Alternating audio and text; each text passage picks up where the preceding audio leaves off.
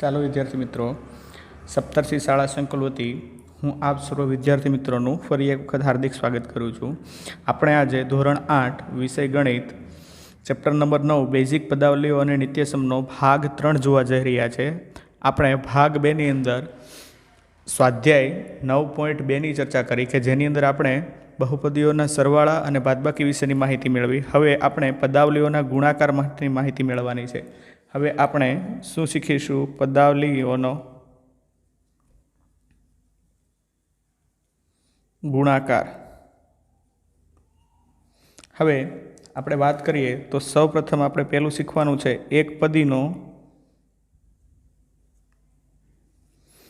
એકપદી સાથેનો ગુણાકાર. એકપદી સાથેનો ગુણાકાર.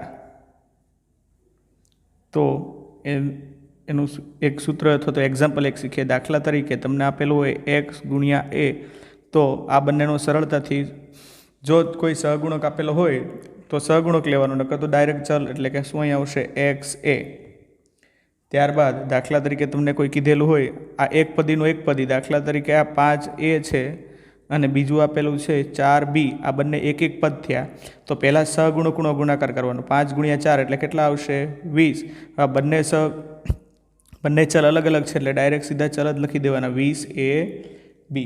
ખ્યાલ આવે છે કે નહીં? એટલે આ કયું થયું?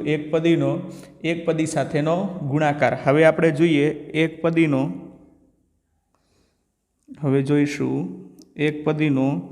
દ્વિપદી સાથે ગુણાકાર. હવે એકપદીનો દ્વિપદી સાથેનો ગુણાકાર તમારે જોવાનો થાય તો ખાસ ધ્યાન આપજો. દાખલા તરીકે હું લખું છું આ x ગુણ્યા દ્વિપદી એટલે કે દાખલા તરીકે હું એ લખી દઉં છું a + b. આ એક દ્વિપદી થઈ ગઈ. આ બંને સાથેનો ગુણાકાર જોવો હોય તો ત્યારે તમારે સૌપ્રથમ શું કરવાનું? તો કે સૌપ્રથમ પહેલા ચલ સાથે ગુણાકાર અને ત્યારબાદ શું આવશે? બીજા ચલ સાથે ગુણાકાર. તો હવે આપણે દાખલા તરીકે લખીએ તો x ગુણ્યા a એટલે x ગુણ્યા a થશે. વચ્ચેની નિશાની આપણે કાઉન્સમાં લખીએ x ગુણ્યા a, વચ્ચેના પદની નિશાની પાછી ફરીથી એ જે એકપદી છે તેનો બીજા પદ સાથેનો ગુણાકાર એટલે શું આવશે? x ગુણ્યા b. એટલે આનો આન્સર આવશે x ગુણ્યા a એટલે xa પ્લસ અહીંયા શું આવશે? xb. ખ્યાલ આવે છે? આ કાઉન્સ ન લખો તોય ચાલે, ડાયરેક્ટ તમે x ગુણ્યા a એટલે xa વચ્ચેના પદની નિશાની અને બીજા પદ સાથે ગુણાકાર એટલે xb. આ શું થયું? એકપદીનો દ્વિપદી સાથેનો ગુણાકાર. તો હવે આપણે જોઈએ દ્વિપદીનો દ્વિપદી સાથે ગુણાકાર. દ્વિપદી સાથે ગુણાકાર. તો દ્વિપદીનો દ્વિપદી સાથે ગુણાકાર જોવો હોય તો દાખલા તરીકે હું એ લખું છું x + y ગુણ્યા a + b. આની અંદર હંમેશા મિત્રો યાદ રાખજો, ગમે તે એક જ ચલ પહેલાં લેવાનો થાય તો પહેલાં આપણે કંઈક કામ કરીએ. આ x છે એનો ગુણાકાર, આ xનો ગુણાકાર આપણે સૌપ્રથમ a સાથે કરીએ અને પછી xનો ગુણાકાર કોની સાથે કરીશું? આ b સાથે. એટલે આપણે લખવાનું થાય તો અહીંયા શું આવશે? x ગુણ્યા a. ખ્યાલ આવે છે? x ગુણ્યા a પ્લસ શું આવશે? x ગુણ્યા b. એટલે કે પહેલાં બેમાંથી ગમે તે એક પદાવલીના એક ચલનો બીજા પદાવલી સાથે આખો ગુણાકાર કરી દેવાનો. હવે વાયની વારી લઈએ તો y ગુણ્યા a અને શું આવશે? y ગુણ્યા b.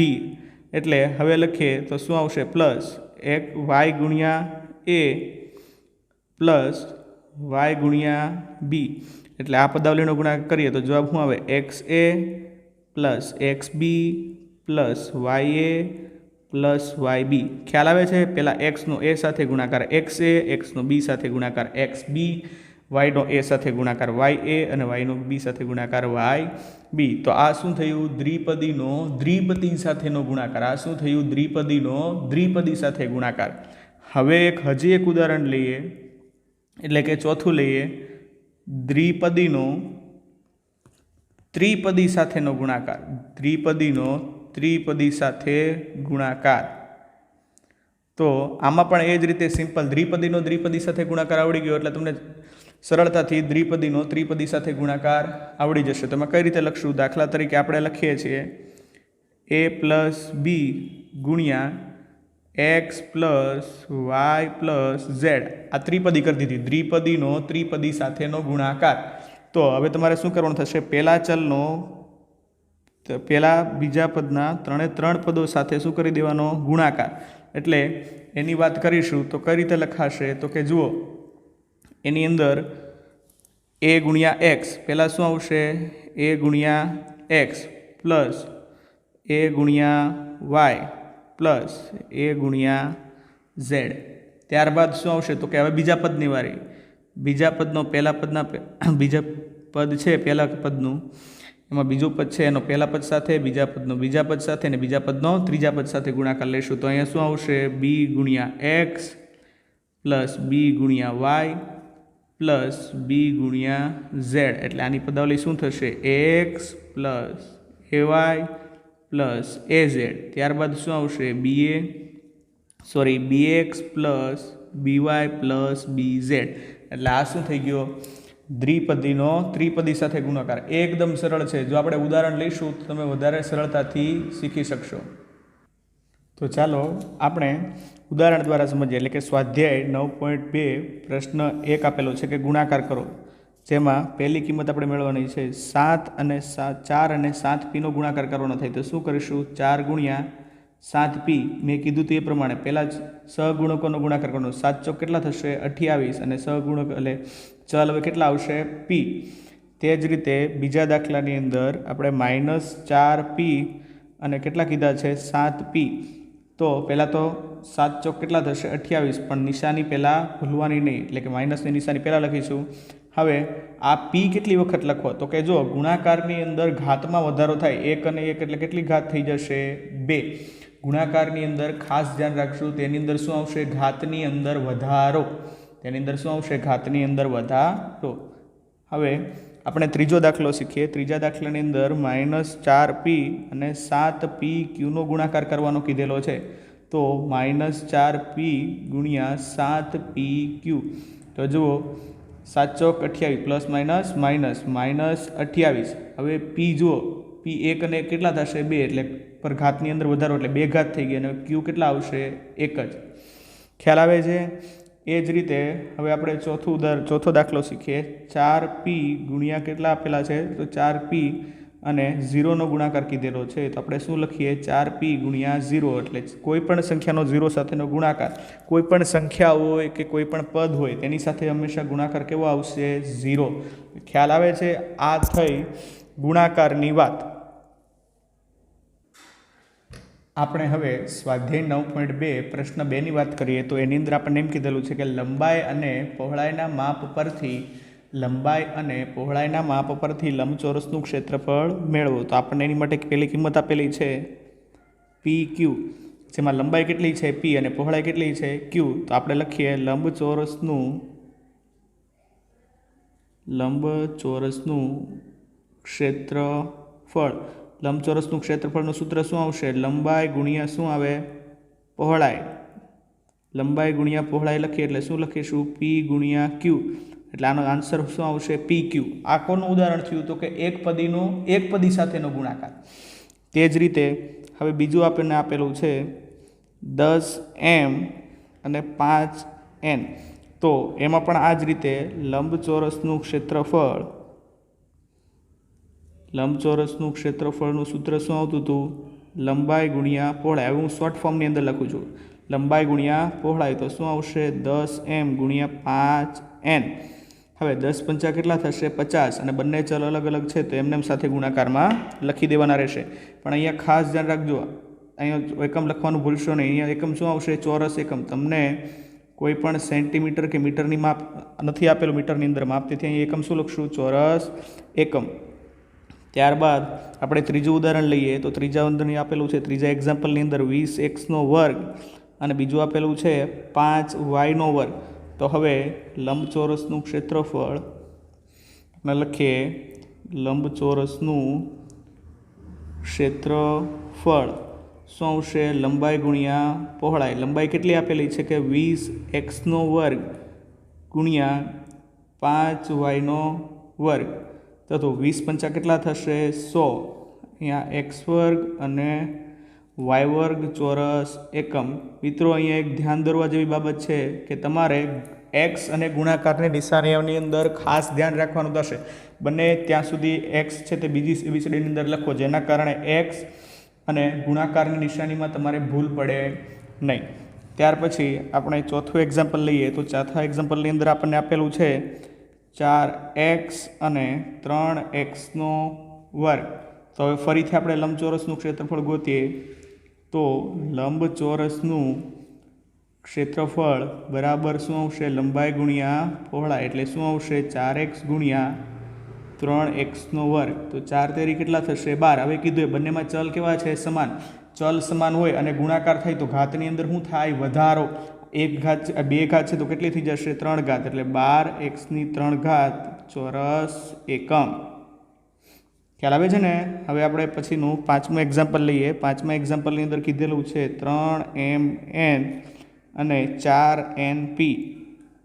તો લંબચોરસનું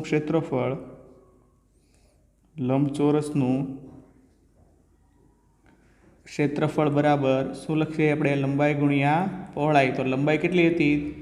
તો કે 3mn અને પહોળાઈ કેટલી છે? 4np. તો હવે અહીંયા ખાસ ધ્યાન આપજો. 4 તેરી 12. હવે m છે બીજી વખત આવતો નથી, પણ n કેટલી વખત આવે છે? 2 વખત, એટલે n ની ઘાતમાં વધારો થશે, n². અને અહીંયા શું લખાશે? p. n 12mn² p ચોરસ એકમ. તો આ વાત થઈ ક્ષેત્રફળની, એટલે કે આ એકપદી સાથેનો ગુણાકારવાળા દાખલાઓ છે. ચાલો વિદ્યાર્થીઓ, હવે આપણે સ્વાધ્યાય 9.2 પ્રશ્ન 3 ગુણાકાર કરીને કોષ્ટક પૂર્ણ કરો. તો હવે અહીંયા એકપદી સાથેનો ગુણાકાર આપેલો છે. તો અહીંયા તમે જોઈ શકો છો કે જમણી સાઈડ કોષ્ટકની અંદર તમને કિંમતો આપેલી છે અને નીચેના ભાગની અંદર કોષ્ટકની અંદર કિંમતો આપેલી છે. તમારે આ સંપૂર્ણ કોષ્ટક છે તે પૂર્ણ કરવાનું છે. તો તે કઈ રીતે કરશો? તો કે દાખલા તરીકે બંનેમાંથી પહેલાં ગમે તે એક બાજુનો ઉપયોગ કરી લઈએ. તો સૌપ્રથમ આપણે જે આ કિંમતો છે, નીચેવાળી કિંમતો, એનો ગુણાકાર ઉપરની કિંમતો સાથે ક્રમશઃ કરતા જશું અને આપણે સાથે સાથે એક એક કોષ્ટક જમણી તરફ પૂર્ણ કરીશું. તો દાખલા તરીકે જુઓ કે આ 2xનો ગુણાકાર છે તે અહીંયા 2x સાથે થાય તો 2 અને 2નો ગુણાકાર કેટલો આવશે? 4. અને x થશે એટલે xની કેટલી ઘાત આવશે? 2. હવે અહીંયા જુઓ આ 2xનો ગુણાકાર 5y થશે તો -5y સાથે, એટલે 2 પંચા કેટલા આવશે? 10. પ્લસ માઇનસ માઇનસ, આપણે કીધું એ પ્રમાણે માઇનસની નિશાની હંમેશા રહેશે અને બંને ચલ એટલે કે x y. હવે 2નો ગુણાકાર અહીંયા 3x² સાથે, 2xનો ગુણાકાર 3x² સાથે થાય એટલે 2 તેરી 6. xની 2 ઘાત છે અને 1 ઘાતની અંદર વધારો થશે એટલે કે xની કેટલી ઘાત આવશે? 3 ઘાત. એ રીતે અહીંયા -4xy સાથે 2xનો ગુણાકાર થાય તો 4 દુ કેટલા થશે? 8. xનો વર્ગ અને y. 2xનો ગુણાકાર 7x વર્ગ સાથે થાય તો 4 દુ કેટલા થાય? 14. અને xનો શું આવશે? ઘન y. એ રીતે 2xનો ગુણાકાર અહીંયા થશે તો કેટલા આવશે? 9 દુ -18 આવશે કે નહીં? Plus minus minus. xની 1 ઘાતની અંદર વધારો થાય એટલે x ઘન y². એટલે ખ્યાલ આવી ગયો કે નહીં? આપણે ક્રમશઃ એક એક પદાવલીનો ઉપયોગ કરીને આ સાઈડ ડાબીથી જમણી તરફ કોષ્ટક પૂર્ણ કરીશું. -5 છે તો અહીં કેટલા આવશે? -10. -5y નો ગુણાકાર હવે 2x સાથે, એટલે -5y છે એનો ગુણાકાર 2x સાથે કરીએ એટલે 5 દુ 10, પણ કેવા આવશે? -10xy. એ જ રીતે માઇનસ માઇનસ કેવા થઈ જશે? પ્લસ. અને 5 ગુણ્યા 5 એટલે કેટલું થશે? 25. 25y નો વર્ગ. -5y નો ગુણાકાર 3x સાથે થાય એટલે -5 તેરી 15. શું આવશે? x વર્ગ y. -5 અને -5 અને -4 એટલે કેટલા થઈ ગયા? 5 ચોક 20 xy નો વર્ગ. એ જ રીતે -5y છે અહીંયા ગુણાશે એટલે 7 પંચા કેટલા થશે? 35. પણ કેવા આવશે? -35. 35 શું આવશે? x વર્ગ y વર્ગ. એ જ રીતે -5y છે તો માઇનસ માઇનસ પ્લસ, તો 9 પંચા કેટલા થશે? તો કે 45. શું આવશે? x નો વર્ગ y નો ઘન. અહીંયા y હતો એટલે y ની 1 ઘાતની અંદર શું થયો? વધારો. એ જ રીતે 3x² ની વાત કરીએ તો અહીંયા કેટલા આવશે? 3x² અને 2x છે તો 3 દુ 6. xની 1 ઘાતની અંદર વધારો થશે એટલે કેટલો આવશે? 6x નો ઘન. એ જ રીતે 5 તેરી 15 તો -15 x વર્ગ y. 3x નો ગુણાકાર અહીંયા 3x સાથે થશે એટલે કેટલો આવશે? 3 તેરી 9 અને xની 2 ને 2 કુલ કેટલી ઘાત થશે? 4. એ જ રીતે આ બંને પદોનો ગુણાકાર આપણે લઈશું તો 3 ચોક 12, પણ નિશાની કેવી આવશે? માઇનસ. માઇનસ એક્સનો ઘન વાય. અહીંયા 7 તેરી 21 શું આવશે? એક્સની 4 ઘાત વાય. 3x² છે, અહીંયા ગુણાશે 9 તેરી કેટલા થશે? 27, પણ નિશાની કેવી રહેશે? માઇનસ 27 એક્સની 4 ઘાત વાયનો વર્ગ. હવે એ જ રીતે ક્રમશઃ આપણે આ ફરીથી શરૂ કરવાનું છે. -4 છે તો -4xy અહીંયા ગુણાશે તો -8x² વાય. તે જ રીતે અહીંયા ગુણાશે તો માઇનસ પ્લસ 5 ચોક કેટલા થશે? 20 એક્સ વાયનો વર્ગ. માઇનસ ગુણાશે એટલે -4 તેરી 12 એક્સનો ઘન વાય. ખ્યાલ આવે છે? એ જ રીતે અહીં જો -4xy -4xy છે તો માઇનસ પ્લસ ચોખે ચોખે કેટલા થાય? 16 x વર્ગ વાય વર્ગ. બંનેની અંદર એક્સ વાળું વાય વાળું પદ છે એટલે બંનેની અંદર ઘાતની અંદર શું થશે? વધારો. હવે એ જ રીતે અહીંયા ગણાશે તો -7 ચોક કેટલા આવશે? 28. શું આવશે? એક્સનો ઘન અને અહીંયા શું આવશે? વાયનો વર્ગ. એ જ રીતે અહીંયા લઈએ 9 ચોક કેટલા થશે? 36, પણ માઇનસ પ્લસ અહીંયા શું આવશે? એક્સનો ઘન અને અહીંયા શું આવશે? વાયનો ઘન. અહીંયા બંને બે ઘાત છે અને અહીંયા એક ઘાત પડે. એ જ રીતે અહીંયાથી પાછું ફરીથી આપણે ગુણાકાર કરવાનો થાય તો 7 દુ કેટલા આવશે? 14 એક્સનો ઘન વાય. એ જ રીતે 7 પંચા -35 આવશે અને હવે કેટલો આવશે? એક્સ વર્ગ વાય વર્ગ. એ જ રીતે 7 તેરી કેટલા આવશે? 21 એક્સની કેટલી ઘાત થઈ જાય? 4 ઘાત અને કેટલો આવશે? વાય. એ જ રીતે 7 ચોક -28 એક્સનો ઘન વાયનો વર્ગ. એ જ રીતે 7 કેટલા આવશે? 49 એક્સની કેટલી ઘાત થશે? 4 ઘાત અને વાયનો શું આવશે? વર્ગ. અહીંયા ગુણાવીશું તો 9 કેટલા થશે? 63, એટલે -63 એક્સની 4 ઘાત અને વાયની કેટલી ઘાત થાય? 3 ઘાત. હવે અહીંયાથી ફરીથી વારો લઈએ તો -9 દુ કેટલા આવશે? -18 એક્સનો ઘન અને વાયનો સ્ક્વેર. એ જ રીતે 9 પંચા કેટલા આવશે? માઇનસ કેવું થઈ જશે? પ્લસ, એટલે કેટલો આવશે? 35 એક્સ વર્ગ વાયનો ઘન. એ અહીંયા ગુણાશે એટલે 9 તેરી કેટલા થશે? -27 એક્સની 4 ઘાત વાયનો વર્ગ. એ અહીંયા ગુણાશે એટલે 9 ચોક કેટલા આવશે? માઇનસ પ્લસ એટલે 9 ચોક કેટલા થઈ જશે? 36 એક્સનો ઘન વાયનો ઘન. એ પાછું અહીંયા ગણો 9 7 કેટલા થશે? 63, પણ કેવા આવશે? -63 એક્સની 4 ઘાત વાયનો ઘન.